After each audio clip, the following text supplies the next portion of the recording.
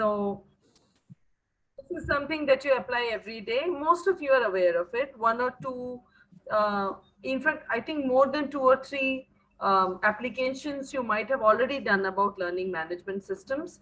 All this time, all these modules that we've been studying, we've been getting ready truly to implement. So when we talk about digital transformation implementation, it is basically implementing a learning management system for your people and taking the best benefit out of it.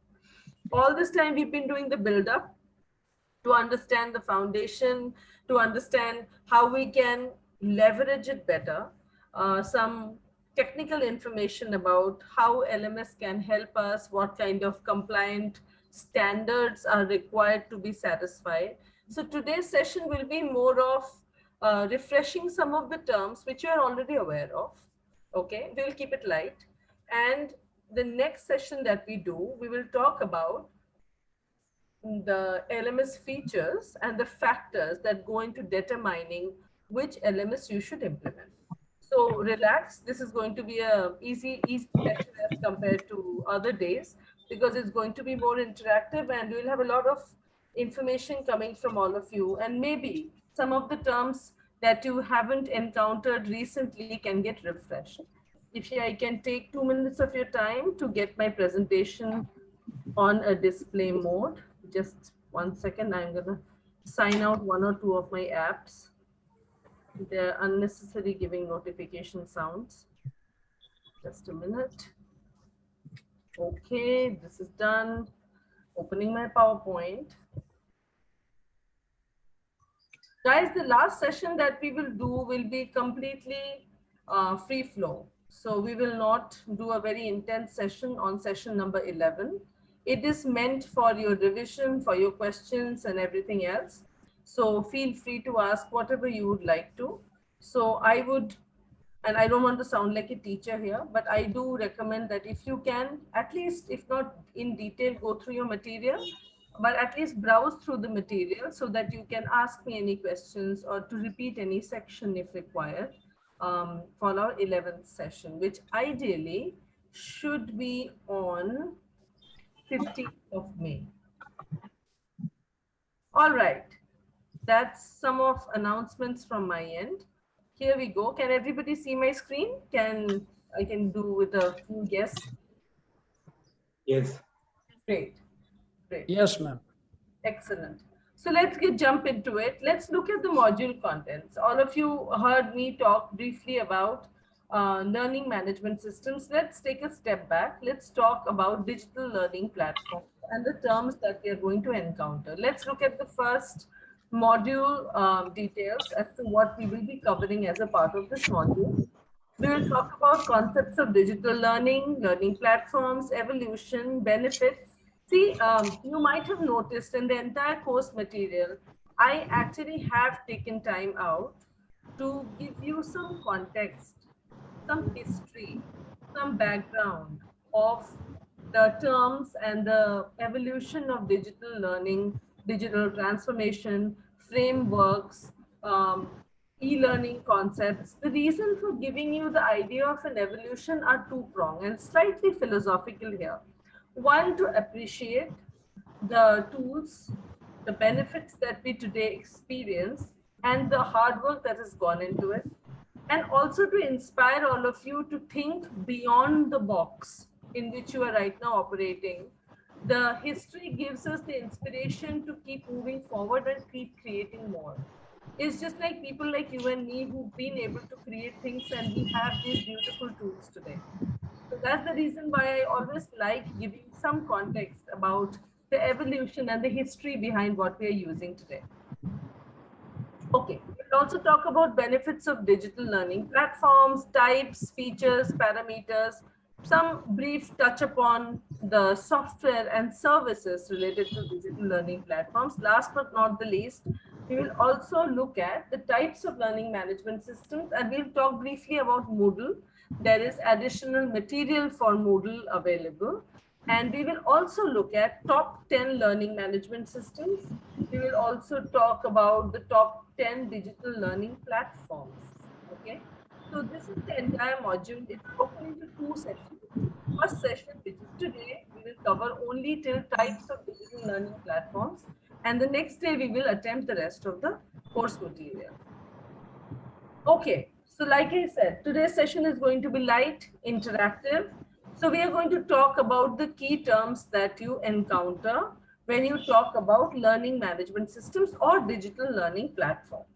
If I can pause for 2 minutes, and I'm sorry, I'm going to make you read a little bit today. Look at what you see on the screen. The three terms that are together, and there is a reason why I have broken them down, three on this screen and rest of them on the next one, because these three, if discussed and understood in parallel, will give you a lot of context as to how they're similar and how they're still subtly different. So may I please pause for 2 minutes, not 2 minutes, I want to give you more time. Let us say 20 seconds for all of you to briefly read through this, and then I can take you through this. So I'm going to pause for 20 seconds.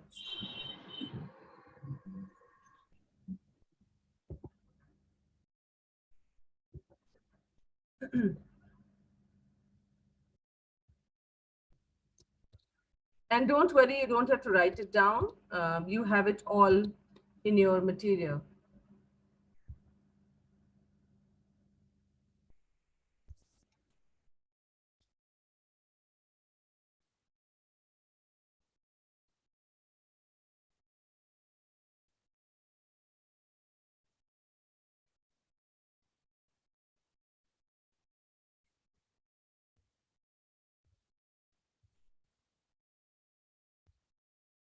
All right, everybody good? Let's get some reactions. So before you read this and before you encounter these definitions the way they're given here, in your mind, was there a difference between these three terms, digital learning, online learning, and e-learning? And guys, this classroom is free flow. Please feel free to interact. Was there any difference in your mind when you had earlier encountered these terms, and has that perspective changed after this definition that's on the screen? Yes, there is considerable distance. The distance between the trainer and the learner keeps increasing. That's what I see. From digital learning, it's some face-to-face, FaceTime, but e-learning says nothing. We just totally removed. Yep.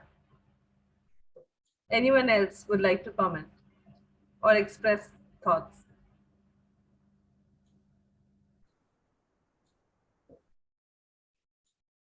Very quiet today, Sunday afternoon. I realize maybe heavy lunch. All right. No heavy lunch. Madam, another thing that comes to my mind is, while the learners have no real age, they say age is just a number. I am also one of the senior learners. From my perspective, learners of my age, having too much of screen time, ma'am, starts affecting your health.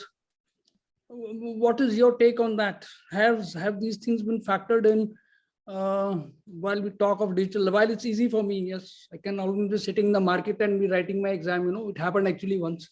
Suddenly I get a note, exam. So I just sat down next there and was writing my exam, fine. But then I've also been advised too much of screen time is hurting your eyes or certain things. So those things are very silent and narrow, somewhere intertwined in this, but they do have health effects. Any comments by anyone or you on that, ma'am? Let's hear from the group. Ma'am, like here, like it's given very like properly what is digital learning, online learning, it's distinguished, and e-learning. But usually, like before this, it was all used like one term was used instead of the other. Like when we refer to online learning, we just think, okay, it must be e-learning only. That is the thing. So here it is actually you've defined it. So this doesn't happen in this, and like digital learning is a broad spectrum where all of this gets included. Any digital technology, when we use it, can be watching video. Yes. So it doesn't have physical form, that means it is digital. Yes. So an e-learning is like standalone. If I am attending a class where there is no trainer, the material is there and I'm doing it over internet, then that is e-learning. And online learning is, I guess, what we are doing today is also online learning. Yeah. Yes, yes. What we are doing today is online learning. Absolutely, absolutely. Thank you. I have one question. Yes, please. Can online learning and e-learning be considered as subset of digital learning? Yes, yes. That's why it's the broadest term on the list. In ways they can be considered subsets. But then, like rightly mentioned, there are subtle differences but then yes, they are from the same family. And that's why till now, many of you, and including myself, it's a confession, even before I started researching for this book, I have done the mistake of, implicitly replacing the word with each other. Yes, In my mind, I didn't, and I'm making a confession here, I didn't have that so clearly yes. listed out. I Really think would we need to. we have like, we can say naturally or something like that. We have interchangeably Yes, used these terms for different. Yeah, this for quite each other, clarifies the right? definite. It quite clarifies the role. Yes. Thank you. And I think the job is done, and that's why we brought this up on the screen. So let's have some reactions from the group. We have a small group of people, but then let's have some reactions. So Rajesh ji mentions that screen time is not the best thing for the eyes, for the youth, for the children, and we all agree. Many of you are mothers. I have siblings, I have friends, I have colleagues who are suffering from increase in eye power. How do you curtail that? How do you balance your learning modules? And I have an answer, but I don't want to, because every time I give the answer, let me hear from others. What is your view? How do you doctor that? How do you manage the screen time? As a trainer, of course, not as a parent or anyone else, but as a trainer, how do you manage that its balance?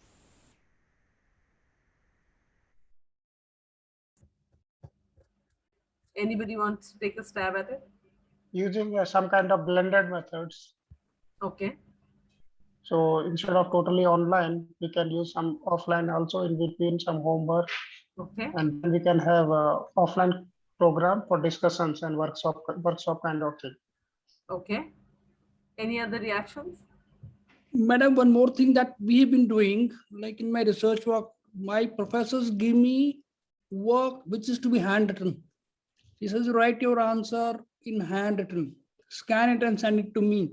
So therefore, otherwise, all that I would have been writing on the screen. My screen time would have been high, and she wouldn't have been sure if I have cut and paste or have actually written. So that's another probably one way. It may take more time, but then you So handwrite. let me give you a news flash. I have myself studied from Nasi Monji. They do not take handwritten assignments. Reason, and this is again now step away from the table step away from the side of the table where you're a student and move to a trainer. If you're truly going to take advantage of learning management systems, fortunately, we have the option of grading the papers within the system and storing the papers within the system, just not in terms of scan copies, but also to be able to evaluate them online. If you have hard copies, which you've scanned and received, the scoring mechanism becomes difficult. Purging check. What is purging? How many of you know purging? How many of you are aware of the word purging? Not. No, ma'am. Okay. Not familiar, ma'am. Okay. In purging, what the internet does, when you take a, so there is something called, how many of you are from have seen somebody pick up an article and change the words and send it out as an assignment answer? How many have done it? That's plagiarism, ma'am. Plagiarism, yes. That's So plagiarism, madam, not purging. Okay. So let me come to that. So plagiarism can be checked by purging the content through the internet. And when you use the word purging is basically, it's a mechanical term. In a machine, a piece or a wooden piece or anything is put into the machine and it's purged repeatedly. Okay, it's sloshed through various systems again and again and again. You can use the word similar. Purging is also called flushing it multiple times. So what the system does when you submit me a very fancy research paper, which I don't have the time to go and check and validate on various websites, various millions and zillions of websites where there's so much information. I do not know where you've gone, copy, pasted. And again, this is with an assumption, beginning with an assumption that the learner has been dishonest. Purging the internet helps. Can you do it? No, you can't. You don't have the time, you don't have the resources, and of course, you do not have the ingenious mind of a AI computer. So what the material that you submit online really does is it feeds it into the LMS, which further checks specific text markers, similar patterns, languages, lift and shift from the internet for a plague check, which is basically a plagiarism check. So that's one of the things. While it is a great idea to when it is being done by people who also meet online, like there was a suggestion of doing blended classes. When you're meeting the students on regular basis, sometimes the handwritten assignments, etc., you also form a perception about the learner when you meet and interact with them. But generally, in learning management systems, you would see that most of the work is going to be online with the screen time. I was looking for a different answer. And let me share my thoughts because I did not share my response. So how, as trainers and as responsible trainers, we manage the screen time so that it doesn't cause unnecessary headaches, problem with eyesight of our learners. You design and you structure your learning material in a way that in a day, a person does not have to spend more than 3.5 hours of screen time. How do you reduce the screen time? Instead of providing them video materials, there are options of providing people audio materials. There are options for people to do puzzles, etc., that they can print out and do them by themselves as a learning exercise.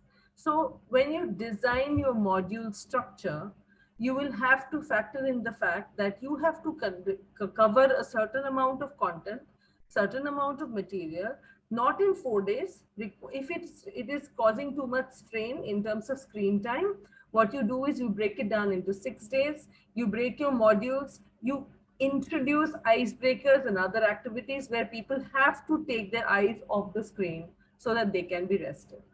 As a trainer, these are few limited options we have when we are working with digital technology, but then it's a valid concern. We as human beings, we as responsible trainers can work on module design in a way that it can be reduced or balanced.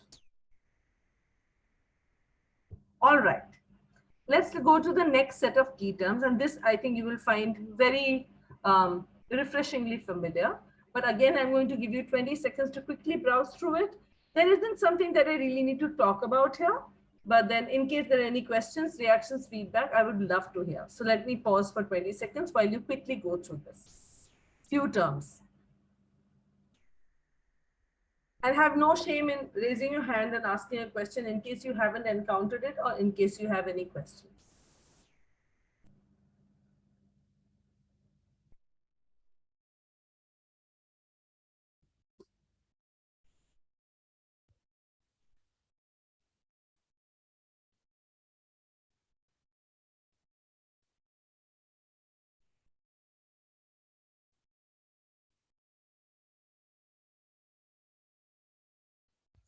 All right, any questions about distance learning, blended learning, online course materials, digital curriculum, and e-textbooks? Anyone needs any clarifications? Yes, no, maybe? Ma'am, so this digital curriculum, like online digital curriculum is a broader term, and like online course materials will come under this, right? Is it like? So, okay. So anything that exists online, the catalog, and I like to use the classic language, the catalog of material is basically your online course materials. They can be of various forms. How they are properly classified and how they're sequenced comes through a digital curriculum. What comes after which topic, what podcast is to be listened before you go to the next chapter, what pre-work material needs to be completed, all of that sequencing, referencing, all of that happens as a digital curriculum. In most portals which are using UJSCOM compliant and follow a learning management system, it will be generally on the left panel, so that every time you will click and the navigation will open and a new window will either open or it will open up on the right hand side of the screen. Most of you would have encountered it. Okay, ma'am. Okay, if there are no questions, with your permission, I'm going to the next one, which Madam, just one question. By any chance, is there any academic profile or academic value or academic esteem attached with any one of these, that this is a lesser way of learning? I mean, it may really not be there, but informally, is distance learning considered less prestigious and less effective than, say, blended learning? it's a perception. Okay. It's just a perception, nothing else. I've known of people who've done distance learning who are brilliant. So there used to be a stigma in the initial years about, oh, he took a distance learning after getting into a job. His degree is not a real degree, he's bought a degree. And I'm saying this unabashed because that is what I got some reactions from professors also, because I am associated with Amity and I work with Narsi Munji. And they have the professors who are hardcore academicians, they have this thing about they are buying a degree, the post-job executive courses, etc. Even this course, for as a matter of fact, you are not, going through entrances, you are not giving up your job and doing it, so the value is left. There used to be a time when that stigma was associated with it, but with now, the changing times, I think the paradigm has shifted so much that people find it silly to waste time doing just education without, diversifying the utilization of time. So that stigma is lifted. There are two reasons why. Number one, because of the high participation and diverse nature of education available online. And number two is the kind of quality that has now come into play. Earlier, the quality was also very poor. So people didn't give it due importance. But now you get MIT lectures online. I don't know how many of you actually experienced it. If you go to this website called edX, okay, they have MIT lectures on psychology because I'm taking a course with them. You get to be coached by MIT professors online free of cost. That's the level of information available. How can you even refute that? edX, can you say that? EDEX? edX? EDX, yeah, edX. I can share the link in the chat box. Fantastic. Yeah. Fantastic. Yeah, and these are all open free courses. They're available for everybody's consumption. This is democratization of education. That way. Yes, it is in the true sense. All right, digital learning platforms. Before we go into the details, let me get some reactions. How many of you have, one, worked on a digital learning platform, two, implemented a digital learning platform in your organizations or in places where you teach? Any statistics? Anybody would like to say yes, no, response? Nothing. I've done nothing. Okay. Yes, ma'am. Worked on this one implementation of LMS. Implementation of LMS, great. Then LMS, I will ask yeah. you some questions. Let me remember. It is going on. It is going on. It is. It has to go live. It yet to go.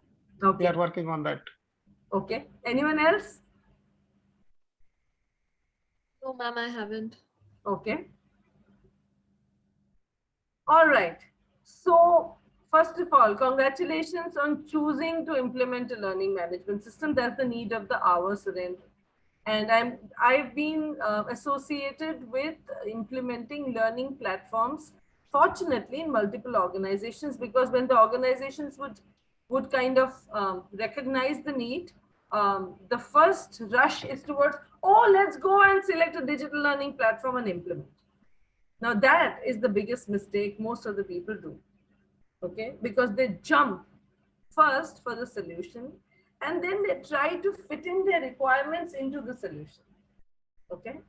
So now the right way, and again, I'm just saying that a point of view for most of the people that limits their option to explore is budgets. People make it more significant than it really is. In today's world, day and age, there are so many fantastic digital learning platforms available, and the level of customization is so unique that you can go ahead and implement almost anything that you require. So Surendra, since you volunteered and you said that you are in the process of implementing, which one are you implementing? SAP SuccessFactors. SAP, okay. So we've done SAP, we've done Cornerstone. So even SAP has some limitations in terms of customization, but it is a very robust platform and very popular also. Okay.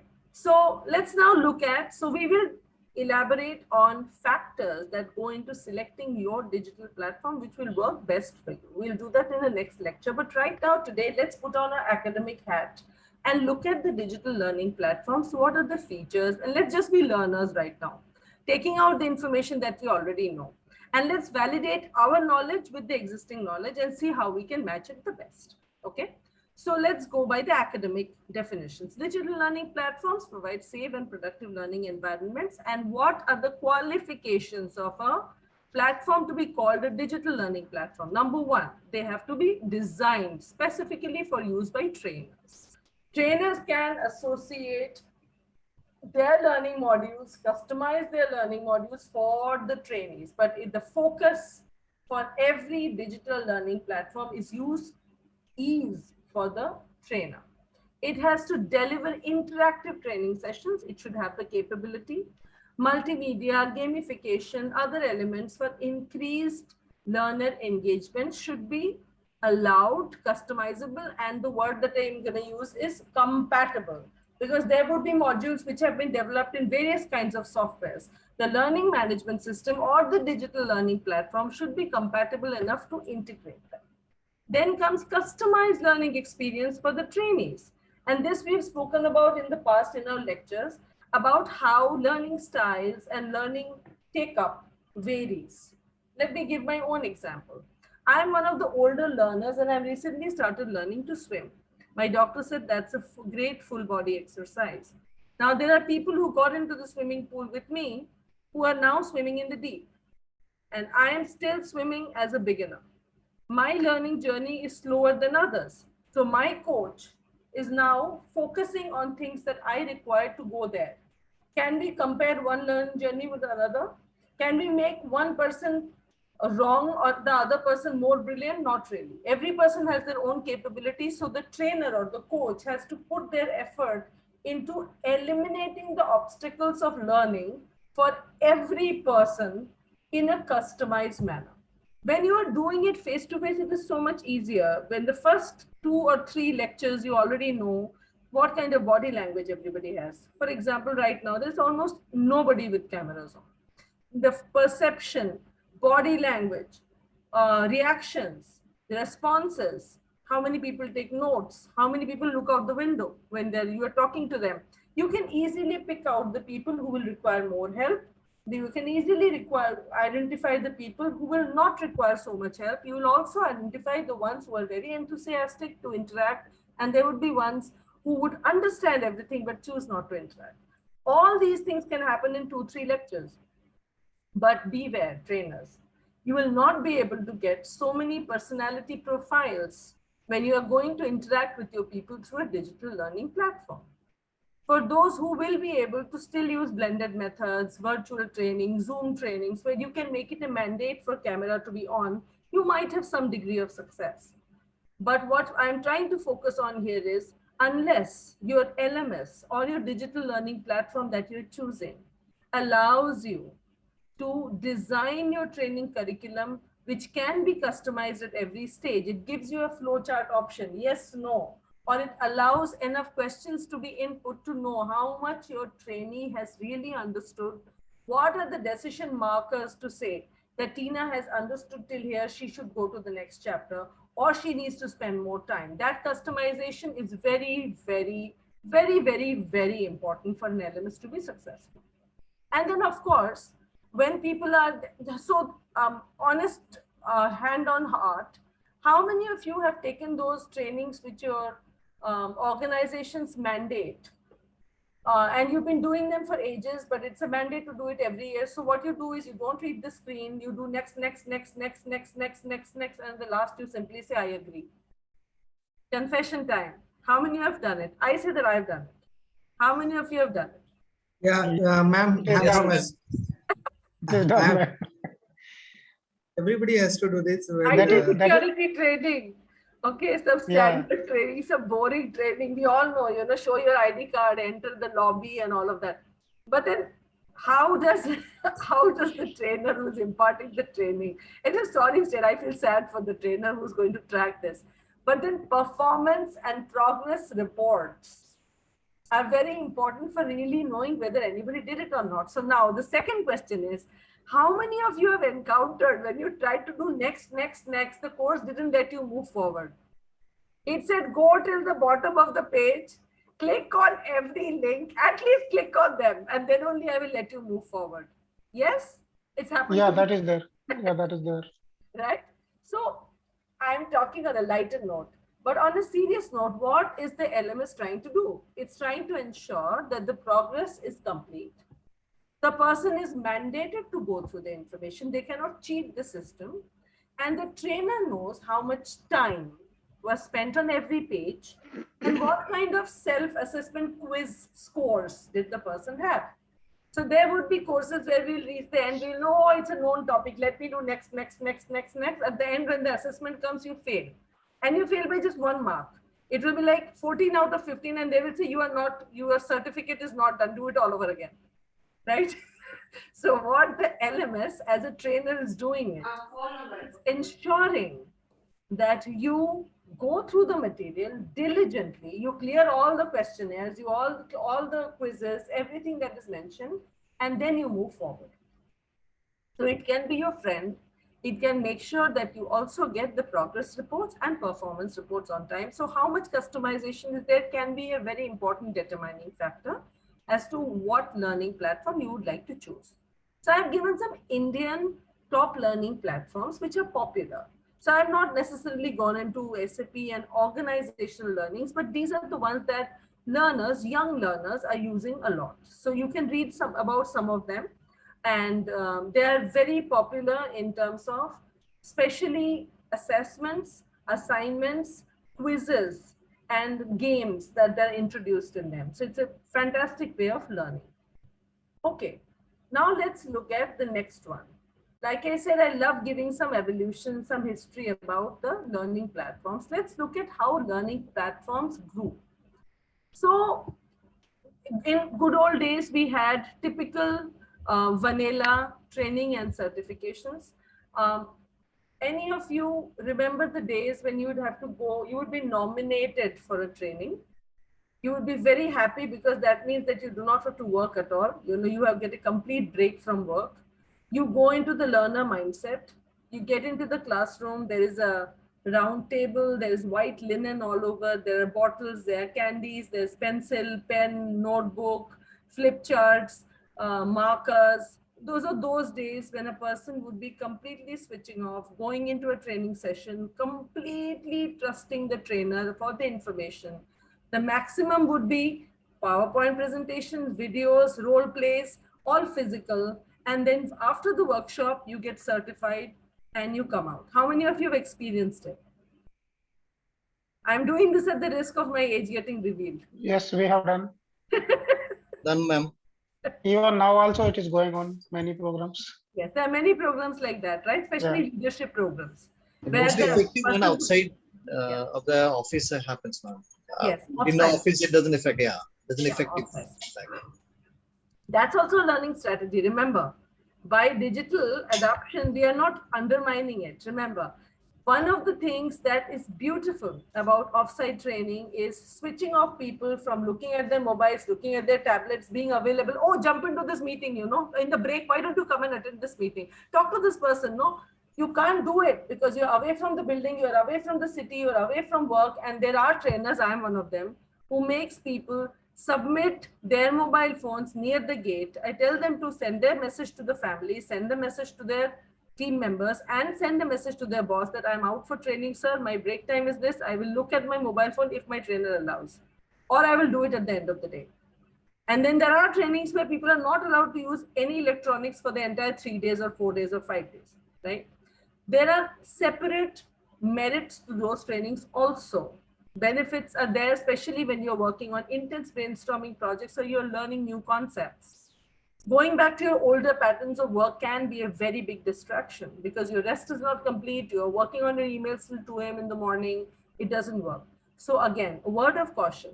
Moving to digital platforms and virtual platforms does not undermine traditional ways of training. It's just we need to identify the right blend and based on requirement, what is required where. For example, the example we made fun of, Typical IT security mandatory trainings are best administered online. Everybody knows the material. Most of it has already been gone through in detail. People just need a refresher. It's beautiful. Do it online, finish it off, we are done.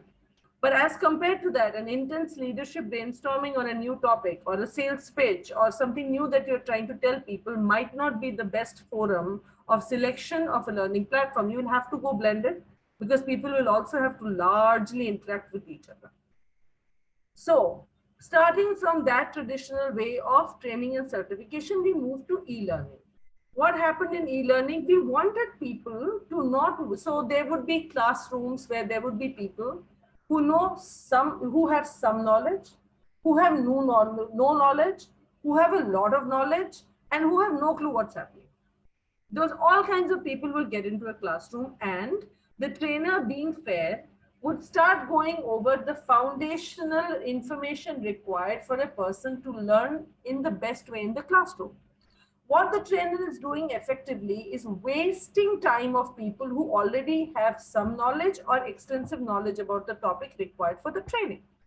So what came out as a great solution is give people pre-work or pre-read. Make them go through an e-learning session where we can do baselining so that we know where their knowledge is, and also give them some precursory information about the topic which is going to be discussed in detail. It gives time, it gives flexibility, it makes the trainer efficient. So that is when the e-learning methodology started getting more and more ingrained in our corporate learning. In schools, etc., I'm not dealing with school academics because most of us are corporates here. But in corporate learning, that is how it started creeping in slowly. And the ease was so much in terms of module design, assignments, assessments, code tracking, and the administrative work of the trainer reduced largely because everything would be online. Then we realized, like I said, I actually covered point number 2 and 3 together. We realized that e-learning will not cut it alone. So let's combine 1 and 2 into 3, which is blended learning. And then we moved into 70-20-10 model. So how many of you already know about 70-20-10? You told us last time. I did? Okay, I forgot. Okay. No, it's okay. But the important point was, I was thinking from the learner's point of view. You said this ratio is from the trainer's point of view. Yes. Yes. I only meant that the 10% is not to be ignored or underestimated, because that's a start point for your journey of 70 and 20. Absolutely. Absolutely. So 70-20-10 gave the trainers the flexibility to also see their, so watch my words very carefully, see their learning in action. See your trainees learning in action. It is the acid test, it's the litmus test of the trainer. All the work, all the role plays you did, all the simulations you did, all the classroom effort that you did, all the hard work in terms of presentations, papers, documents, research blogs, all that you did with your people. The proof of the pudding, proof of the taste of the pudding is how it finally comes out. So when you actually send the people back into the work environment for which they were trained, how they are doing on the job is the real test of how much they have remembered. Remember the forgetting curve I had spoken about in the last lecture, and also how much reinforcement is required for them at regular intervals to continue doing well.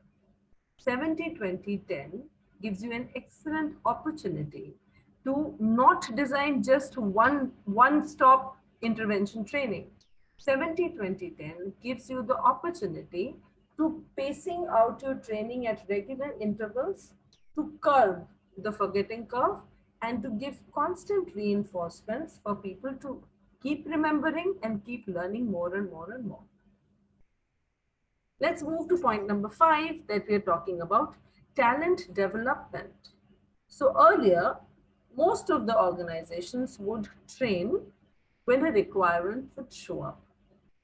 Train when there would be a deficiency that would show up. When I say requirement, that means that, okay, we have to pick up a new line of work, a new hire has come, let's train. And the second thing would happen, oh my God, this person is not doing well, let's train. Talent development the way of thinking of talent development started emerging more and more when people became future focused. They realized the trend of the industry. They knew what kind of work is going to be coming in the future. There were analytics in terms of what are the businesses that's going to outsource work to us, what kind of new technology can come in the market, be in manufacturing, be it in any other sector. How do we have a ready-made pipeline of people who can take on jobs like those?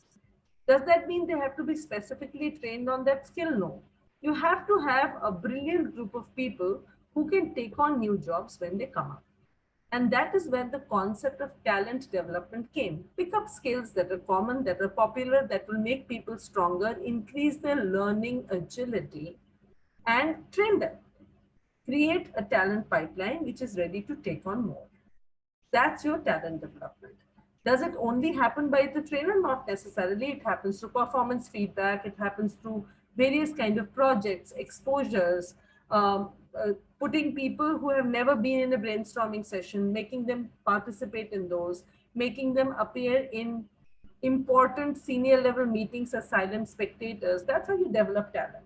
So you work in tandem with the human resources to make sure that you have a talent pipeline. That's talent development. Then what happened was trainers became very thinly stretched across large gamuts of people. The more and more the importance of training started getting recognized, trainers' spans became bigger. So this one trainer who was earlier training 100 people now had to train 500. Can the trainer keep doing this as a recorder, an audio recorder, a video recorder, continuously doing the same quality, same standard of training again and again and again? The trainers decided to take help through technology. They also realized that their information, their knowledge is dated. They have learned some concepts and they're passing on that information over a period of time. So one, the trainers had to upskill themselves. And two, instead of themselves painstakingly going through everything all over again, social learning, mobile learning, and user-generated content started coming into context. For example, I can walk into this class today and talk about a topic, and all the people who are present can tell me what it is all about, and I learn about it. In good old days, we would call it best practice sharing. In the digital age, we call it user-generated content. So for trainers, it is enhancement, addition to their existing knowledge that they have been peddling over the years. It keeps getting added. And now they do not have to deliver it in person every time. They can actually use small videos, snippets, their own recordings, their own audios to enable people to learn even in the offline mode, not necessarily all the time in the classroom. These are specifically helpful for situations where people cannot step out of their jobs for long periods of time, but they still need to learn. And these situations, with these kind of tools, help ease situations where people would panic in case the employees and the learners had to leave for long periods of time. Learning analytics. Earlier, there would be good old Excel sheets where people would be simply graded on basis of scores. Learning analytics added a beautiful dimension in terms of psychometrics, learning styles, strengths of people, weaknesses of people, who is doing great in which area, what people really love to do. So there would be people who would be doing great, let us say the group of people who have scored more than 90% in the scores. But within those people, there would be some who really would like to pursue the field of, let us say, data science in future. There would be some who are just okay with the knowledge and they don't want to make a career in it. Learning analytics give you great trend analysis from previous batch to current batch. It looks at gaps. It looks at the quality of hiring. So in case, let us say you use learning analytics for a group of people who've been hired recently, you can see as compared to the last batch, how is this batch doing? What is the clearance rate? So there are a lot of, and I don't need to talk and extend too much because all of us are trainers and we know how much value learning analytics has brought to us and how much ease it has brought in our lives. And then we talk about point number 8 here, which talks about learning engagement. Most of us who are from the classical generation of learning would say that engagement, when the word would come, would generally mean fun and games in the older days. Engagement meant people completely involved, focused on interacting with each other and having a good time. The concept of using the word engagement with human resources, with learning, came at a later stage. When people realized the adult learning principle and cramming information onto people and expecting them to remember it, get it, and reproduce results when they go back into their jobs became almost impossible. It also increased the work of the trainer because they had to keep doing the same module again and again and again. So if you could use technology to increase engagement, interest, fun element in the learning, the results, the outcomes enhanced considerably. So the learning engagement, talent development, these were actually path-breaking stages of evolution of learning platform. And then the ninth point, which is mentioned, learning relationship, personal transformation. The training programs that you pick up or the learning paths that are developed for every person is actually all about transforming a person into a much more capable individual. We as trainers are equipped with the knowledge and we proudly own that responsibility of building somebody's career. So when you give the people the skills that they will be able to demonstrate on their job and they have the knack for it, we know perception, through psychometrics, through previous performance records, what this person is truly capable of unleashing their potential. Your learning relationship ties so well that the personal transformation of a person happens. In today's world, the classical ways of learnings are not being used as much. Most of the learning begins with the one word that most of you would be aware of is training need analysis, baselining, and personalized learning. And personalized learning means Tina doesn't require what Anil requires, Anil doesn't require what Faz requires, and Faz doesn't require what Surendra requires. But all of them are doing a similar job. So how do we customize? How do we engage them in their learning? And how do we hone the skills that they already have and unleash their potential for personal transformation? So we moved from organizational training, which was programmatic, and we moved to individual learning, which is personalized, iterative, which is bite-sized and nudged. It's not crammed or thrown all over on your head at once. That's your evolution of learning platforms. Okay, now let's talk a little bit of something that is already obvious. Most of us have touched upon it, but just a brief summary, I can call it a summary. Benefits of digital learning platforms: highly engaging multimedia learning experience, customized and personalized learning, tracking and reporting trainee progress, simplified training administration. Actually, this is my favorite one. Training administration is something that I've never liked. I've always frowned upon it because it takes a lot of time. And this is one thing that learning management systems has really, really benefited. Now let's talk about various kinds of digital learning platforms. Now, this is not an exhaustive list. The reason why it is not is most of the time the core framework of digital learning platform stays the same. Whether it is distinguished on basis of two major parameters. Whether it has ready-to-use content or does it give you trainer-created content. And the second way of categorization is whether it is adaptable or it is not adaptable. And when I say adaptable, it has a huge artificial intelligence element associated with it. Now let's look at ready-to-use content and trainer-created content variations. The three kinds of platforms are available when we are looking at content availability. Okay. The first one is platforms that are providing ready-to-use content. I love to call them lift and shift. You don't have to do anything. No customization required. You can immediately start using modules. Trust me, in today's world, there's so much content available. You can just pick up and start using them. And most of the learning management systems and the digital learning platforms are intelligent enough to know what modules are vanilla requirements of most organizations. Then you come into the digital learning platforms that allow the trainer to create content from scratch. These are generally niche requirements that trainers they have some material, they want to integrate it. They can also create new material using various kinds of softwares which are available in the learning platform. So those kind of facilities are provided in those digital learning platforms. The third one is the flexibility of trainers to pick and choose ready-made content and also allow the trainer to create own content from scratch by uploading existing material. Now, this is in most situations the favorite pick because we are at a stage when we are implementing digital learning platforms. There is already content available. There are already modules available which are effective, which are efficient, which are tried and tested. In most cases, people do not want to waste them. They do not want to move away from them. What they want to do is integrate them by making minor adjustments or keeping that as a context point. They want to create some additional material and take the rest of it, which is existing.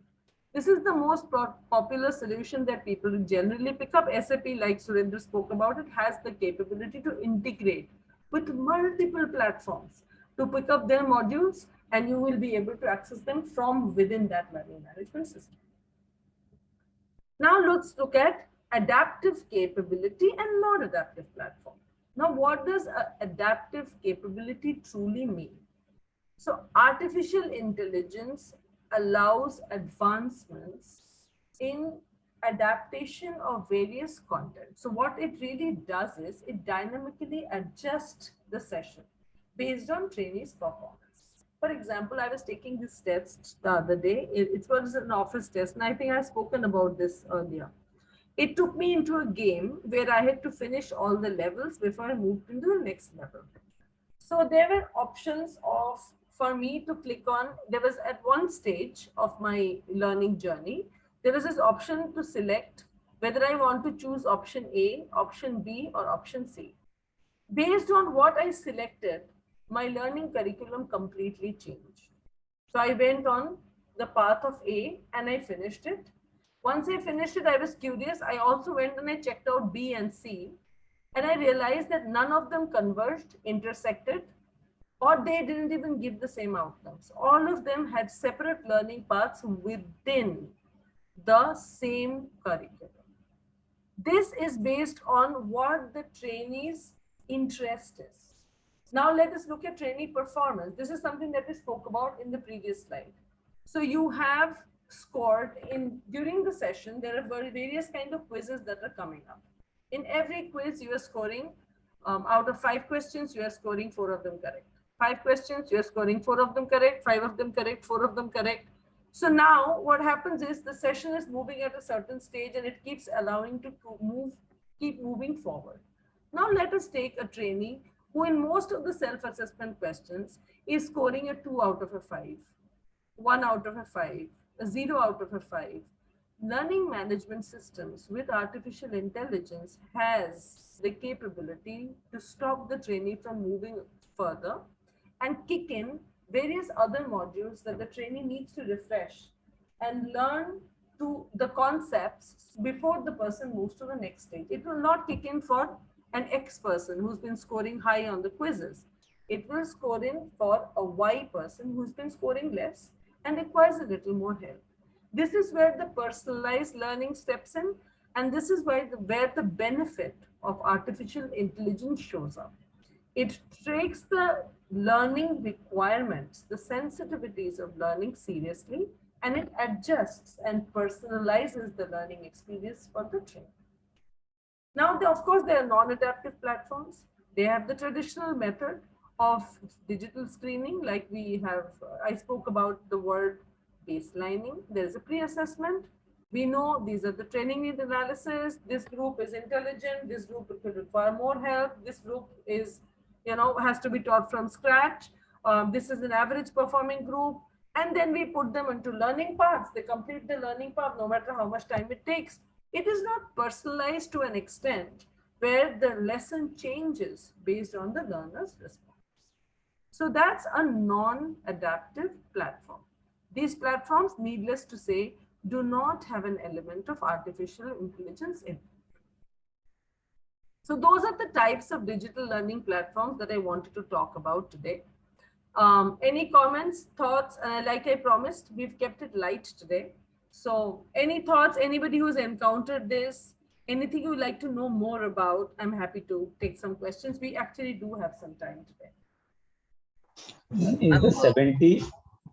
Is the 70-20-10 process somewhere related to the learning behavior and result process of learning cycle? 70 is what you apply on the job. 20 is what you learn from your peers, you learn from your feedback, and 10% is what you really learn in the classroom. So the design is such that your content, your material, your videos, your presentations, all that you do with your trainee really impacts only 10% of the trainee's life, because he's only going to take 20% of what you're going to teach them as a part of the adult learning principle, and they're going to forget about it. As a trainer, how do you reinforce those learnings? You make sure that you put them in peer groups where you keep getting feedback from each other, keep brainstorming with each other, keep creating fish bones with each other. So you encourage discussion forums, you encourage weekly meetings, so that whatever you learned in the class, they can keep rehashing it. That's your way of reinforcing knowledge. And then 70% you as a trainer have to design that whatever I'm teaching, they will have to go back to their jobs and practice it. And you as a trainer keep getting information either from the supervisor or you directly, in case you are managing them, as to how they're doing. And in every intervention, you get that information back and again, invest in that 10% so that this cycle keeps going on. Thank you. Sure. Anything else? Any questions, guys? Ma'am, Okay, first, go ahead. Trainer created content. So I'm talking about my personal, interest, right? So I need to create some content on specifically on life skills behavior, right? So in that case, is there any ready-made available? You're talking about these are platforms, right? These are all sellable, or I need to buy some software and get it, You'll or have free? to. So the software comes vanilla, and whatever modules you request for, some of them are free, some of them have to be bought. So when you talk to a vendor, he can give you a full plethora of what they're giving free, what they're giving at a certain price, and what they can customize for you. Even they can build that content for you. You will not necessarily have to do it yourself, but of course there will be money involved. Money is involved, right? And Madam, second question, please. Yeah, my second question is that we are talking about your top 10 digital learning platform, right? Like Canvas, Khan Academy, right? These are also part of LMS, or is a separate platform that we need to? No, they are own platforms. They are individual platforms. They have their curriculum, they have the material, everything intellectual property protected, all of that. So you will have to buy the entire license to have access to it. And then you can experience the platform and you can work with them. Okay, these are mostly on organizational perspective will be beneficial. Yes. Right. Okay. Thanks, ma'am. Sure. Madam, would you keep teaching also as part of the 70% when a learner? That's feedback. That's feedback from supervisor. So in 70%, what really happens is your learner goes back and starts implementing a skill. Let's take a simple example of somebody trying to talk to a customer. Okay. So there is a product that requires to be sold. The person has to take calls to sell the product. So you have taught them how to do calls in the classroom. They have practiced with peers. And now they are a group of 11 people who are taking calls together. Every day at the end of the day, they talk to each other, they share experiences. That's your 20%.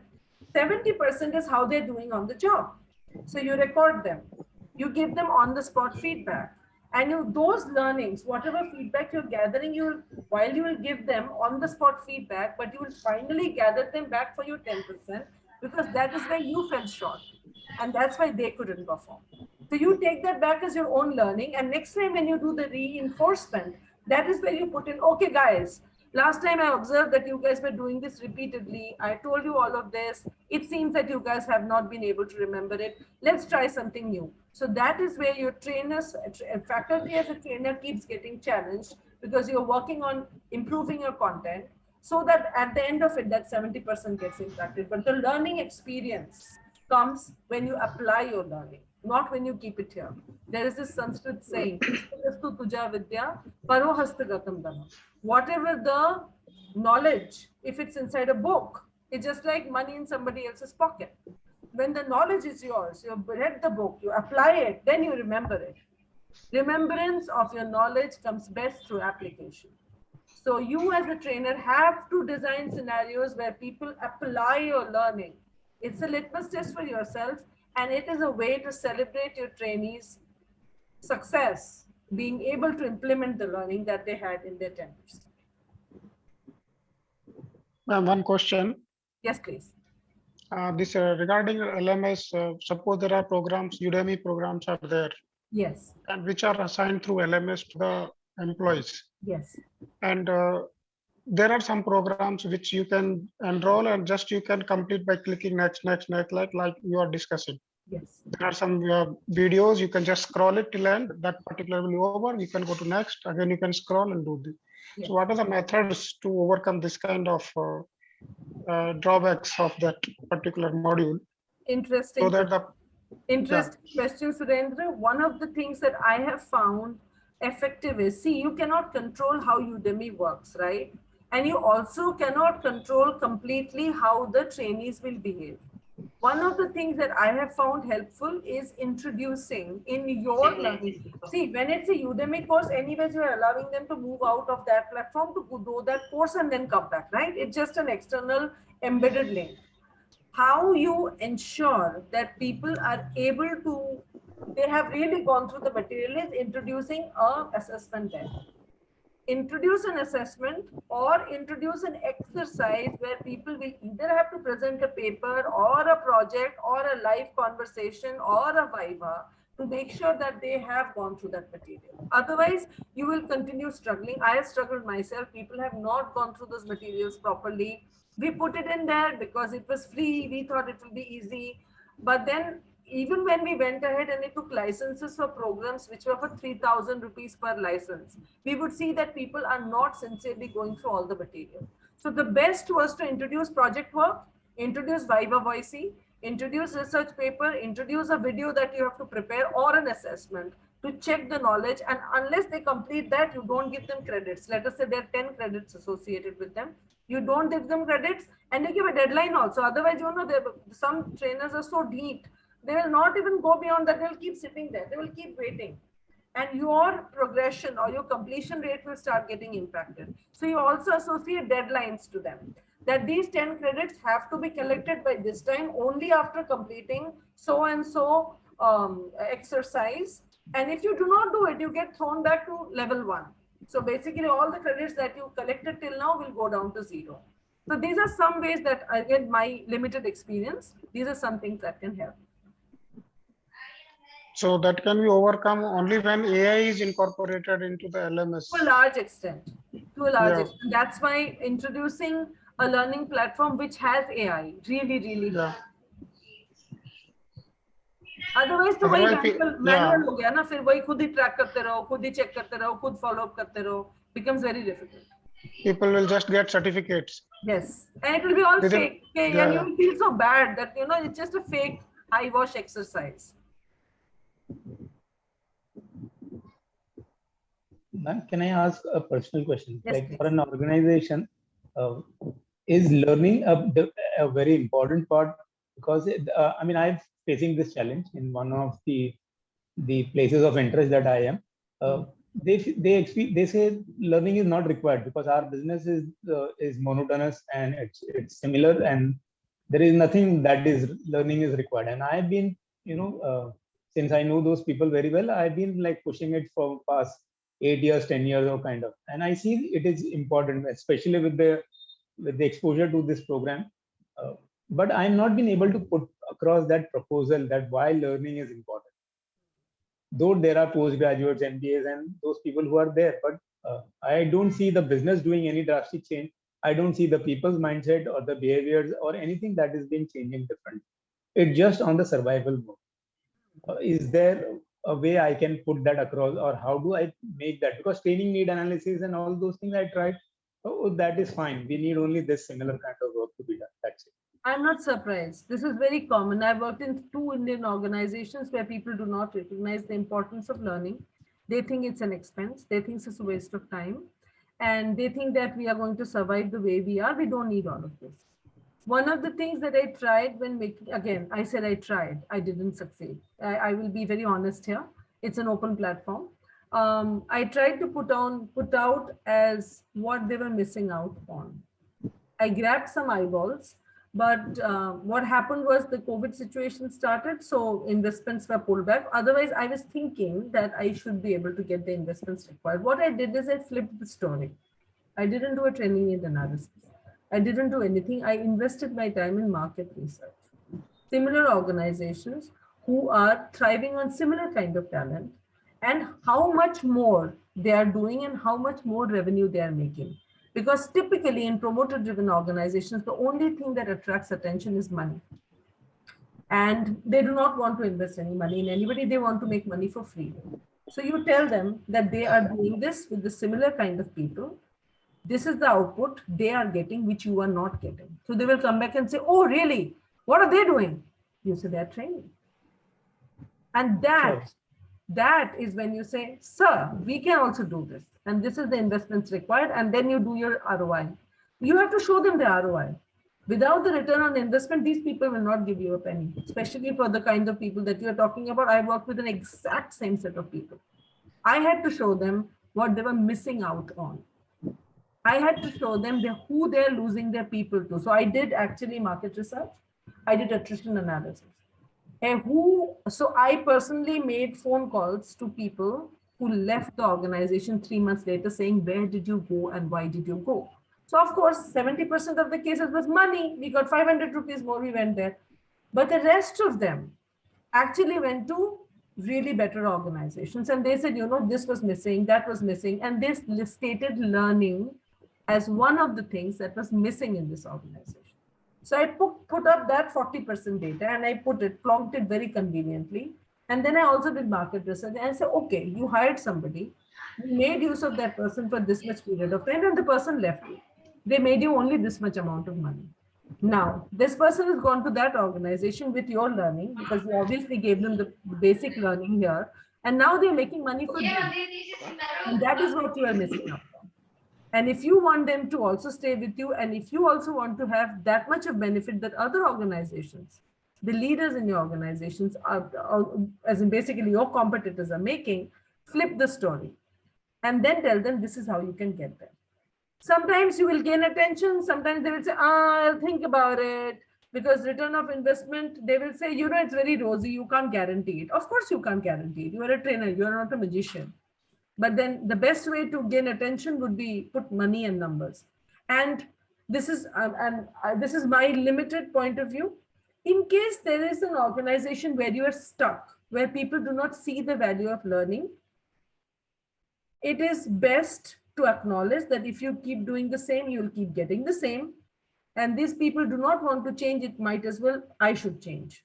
I should go to an organization where learning is respected, because there are multiple organizations in this country who've been operating here, they have stayed here and they will die here. Okay? They will not change. The game is volumes, financial sector. They are here. They should go down here, but then in India, so many people, they just continue to stay here at a bare minimum investment. And they will die here also. They will never go like this. So if you are a professional who thinks that this is just a rat race, they're just going to keep chasing their own tails and continue doing this, you should look for an organization which is interested in going here instead of being stuck here. Again, this is HR advice and strictly interesting point of view, not career advice. Exactly same thing happened with me. Yeah. I was with an organization, heading the training division, providing training to almost all the clients of that particular country in India. And we did not have any trainings for our employees.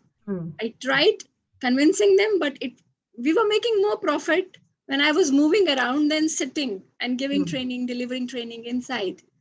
So finally, I decided to move on because it was wasting my time there, because my client would come and ask me, don't you train your employees? They don't know this. Yeah. So it is better to move on than wasting your time there. There comes a point where you cannot push on your proposal and people are not willing to change. You can give them what they can receive, right? If they're not ready to receive, it's just a loss as a professional, because even your learning journey is also stunted, right? Absolutely. If people who are there, then you are also there. You also can't move forward in your life. And in these organizations, another thing is when the employees are leaving, they are leaving with their grudges, but the organization is not concerned about the They're market. not concerned. The game of volume. See, 5 Yes. will go, 50 will come. So they're not concerned. They'll prefer hiring a fresher who will work for 20,000 than leaving a professional who spent time, understands the industry. So it's okay, better to move on. It has to largely to do with the organizational vision also. Unfortunately, when funding is involved, see, if it's your own organization, it's a different thing. You as a freelancer can think different. But when you are working with stakeholders, they have to bleed enough money to realize that they're losing out. Otherwise, they won't realize it. They won't acknowledge it. So it's like, you don't want to make money by investing in, but you want to save on salt and pepper. Yeah. Yeah, but that's the approach in many smaller organizations. Absolutely. And as you said correctly, they survive at one level and they die at one level. They die at one level and they're okay with that. Yeah, they're fine. It's all about survival. It's not about growth there. Yep. Yeah. And you can see when Yogesh is talking how much of pain he's actually experiencing. I can see his face when he's speaking about it. How much he's feeling bad about it. That, I know. It's like one of those things, that you know what the problem is. You know what the solution is. You're trying to tell people that this will make things better, and people are not ready to listen. Don't tie your wings. Don't cut your wings. Just continue to fly. You know your heights better. Thank you so much. Such a beautiful thing to say. Yeah, thank you. Does it help? Sorry, Yogesh, very long response, but I do hope that it contributed in some way. It was point blank, ma'am. And the worst part is because when I interact with some of those people and ask them the spelling of their parents or family members, they are not aware about the spelling or the date of birth. So that is the most difficult and different part. And an organization which has bright future, I see, the leadership team is so much involved in trying and experimenting, but the second layer or the third layer team is very indifferent, and mostly that it's like the waterfall from the top to bottom it shows, and that is the pain, and you caught it right from. Keep trying, show the numbers, see if can flip. Ma'am, is that the Indian mindset is what I feel? Probably it's not happening in the Western countries where learning and teaching and development, personal development has so much of weight, right? We're still talking about the LinkedIn, other things, and Udemy. These are all foreign countries and Western practices. Is that typically Indian mindset that only money and the Bania concept of I have no prejudice. I'm a proud Indian. So interestingly, if you look at the people who are behind successful Udemy courses, a lot of material that is being developed, most of the material and research is being done by Indians.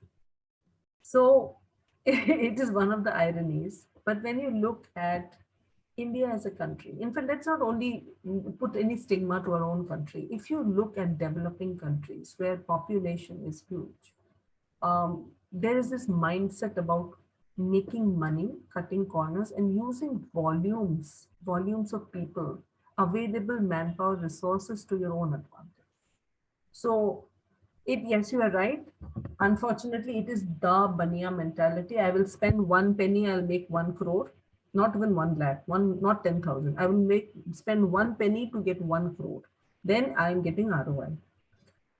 So that's a typical mindset trap we are stuck in. Fortunately, because of changing economic times, do you remember all those? I don't know how many of you remember those typical Bania shops who said that we will never go online. Do you remember those shops? Who would say कि हमारा तो ऐसे ही चलता है, we are okay. There are many, ma'am, not Oh, man. one. right? Many people, yes, they go only cash, no online Only transaction. cash, credit card nahi chalega. Now all of them have Paytm thappas sitting there. So that sometimes you change or the time changes you. So that mindset is changing, not as fast as it should. Look at China, how fast it has changed. That's Look what I'm at talking about. Japan. Yeah, look at other countries. Look at Philippines, how fast they have changed. We haven't, unfortunately. There are many factors. Government slow bureaucracy, which is now changing, hopefully for the better. Then there are things like lack of higher education among the common masses. Okay, slow adaptability, lack of data, statistics, information for people to take informed decisions, enough counseling services for people, even for businessmen, to know which direction should their business go. How many consortiums do we have? We have FICCI, we have a couple of them, not enough of them, where business decisions can be made. So it's changing, not as fast as we would like it to change. And we are playing whatever part we can. But then yes, at your own small bubbles and places where spheres of influence, continue making that effort. I have Yes, a Rajesh. small thing to add here. You rightly pointed out the spread of knowledge, at least in the field of stock investments. I can tell you the effort by FICCI and all, that campaign of empowering the investor. So, okay, Samajkar invest kar. Today we have many crores of individual investors in the market, those who have opened their demat accounts. And this is actually cushioning the fact that whenever FIIs withdraw money in great numbers in the past few years, this has stopped because this lot, these individual retail investors who have come into the market by big numbers, especially during this corona and all, they're actually giving support to the market. So I can hear it whenever I tune into this program. The experts are so much more confident because it's these investors who are helping. That's why whenever FIs go, that financial bullying is over. Yes. They are out. And if you recall, I'll quote Subramanian, foreign minister, the days of dictation are over. India will deal with the world on its own terms. So it's a very powerful statement. Somewhere he can only speak like that when education has really percolated down to the masses. An interesting way of actually looking at it, because at the end of it and at the beginning of it, it's population and education. If you're able to educate your masses, the things can change dramatically. If you see and if you observe how many startups have started coming up, the number has skyrocketed by 38%. Just unicorns, Indian unicorns. Indian unicorns, 38% of increase in startups, starting from people as young as 11, 14, 18 years old, children who are going that route. People do not want to work in larger organizations anymore, especially millennials. They prefer to venture out on their own, be their own bosses, make changes. If you look at attrition analysis in large organizations, many of them state that learning खत्म हो गई थी. Very common thing. Learning खत्म, कोई नया नहीं सीख रहे थे. So that capability and the appetite for learning new was much lesser for the older generations, but for the newer generations, they're impatient. They don't have the time. They don't even have the time to see. Adult learning principle says that they won't listen to you after 20 minutes. Every 20 minutes, do something different. I think it's not even 20 minutes now. It's 8 minutes or 11 minutes. In the 12th minute, I can see people fidgeting. So that change is happening. And even the businessmen have become smart now. But like I said, not as fast as we would like them to be. The dinosaurs have to die for the changes to happen. Not a nice thing to say. But till the time dinosaurs are there, you will continue facing people who do not want to invest, who do not want to spend money, and they would like the older regime to continue. जो cash ही चलेगा, हमारा ऐसा ही चलता है, हमारा कुछ नहीं बदलता. They would like that to stay, but unfortunately, it's going to change them. Just like Amazon has taken over so many small shops. Now people don't go to Amazon, go to normal shops anymore. I just had to get something very small for my house. I just went and ordered on Amazon. It says 3-hour delivery. I got it 3 hours. I won't go to the Haryana traders or anybody else nearby.